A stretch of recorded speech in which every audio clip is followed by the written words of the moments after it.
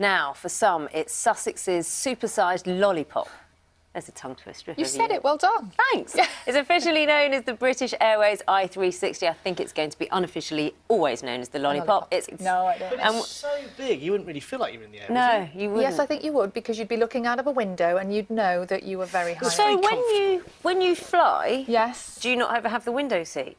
That's a different thing. You're much higher than 130 No, I think flying's a different thing than standing somewhere very high near an edge. That's what... It's like a ledge or an edge I don't I'll like. take you up the Sussex lollipop. No. We'll do it. We'll do it. No. OK.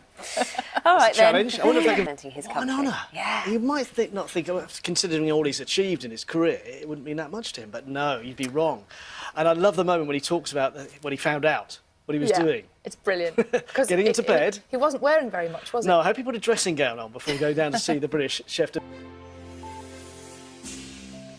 Good morning. It's Thursday, the 4th of August. Also this morning, interest rates could be cut to an all-time low. And we will be hearing more from June, who is at the scene this morning, in a few minutes' time.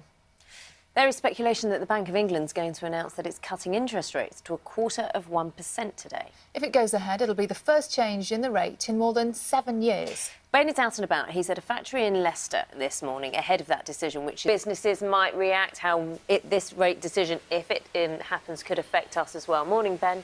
To it, Ben, thanks very much. Ben's getting very excited putting all the sticky graphics on his own on the floors. I like the way you think it's Ben who's doing that. I think maybe someone's doing that for him. He has What a do you very, think? very, very good producer. Yeah, very I think good probably producer someone behind indeed. the scenes is helping him an awful lot.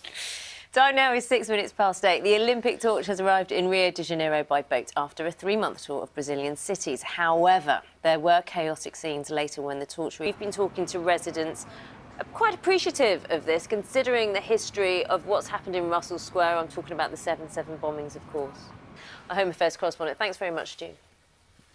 It is 16 minutes past 8 and you are watching Breakfast from BBC News, our main stories. This time for the weather now. Carol is out at Blenheim Palace and what do they say? OK, looks like fun. Look forward to seeing who you're with next time when we see you. See you later, Carol. I think that's possibly one of my favourite ways for Carol to do the weather, with various animals every time. I think Carol enjoys it too. Yeah, I know she's very happy. Time now is 22 minutes past 8. Of course, we'll have Mike with us a little later as well with all the sport.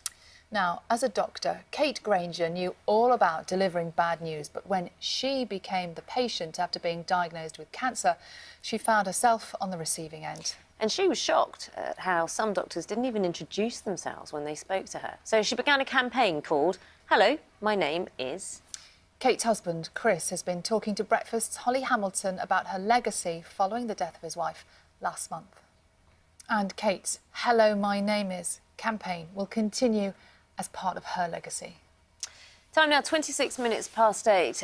We'll have on the news channel, Business Live, but here on Breakfast, we're asking if... Julia said, 48 hours without my phone when it broke last week. I felt very disconnected and a bit anxious until a new one arrived. David said that he's almost run into people several times who've been wrapped up in their phones and stepped into the road. Good elbow, David. That's how you get rid of them. Yeah. Time now to get the news, travel and weather where you are. See you soon.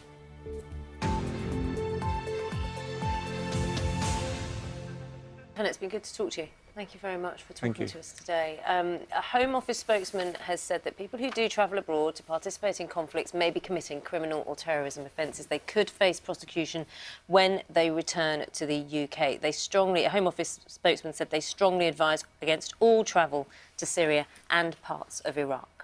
It is 3 minutes to 9. You're watching Breakfast from BBC News, and it's thought that the Bank of England is highly likely to cut interest today, as well as its growth forecast for the economy. What could a cut in rates mean in reality? Well, Ben is at a factory in Leicester. He's been getting busy with some sticky tape. Not really the kind of thing I thought I'd be saying to you first thing in the morning, Ben.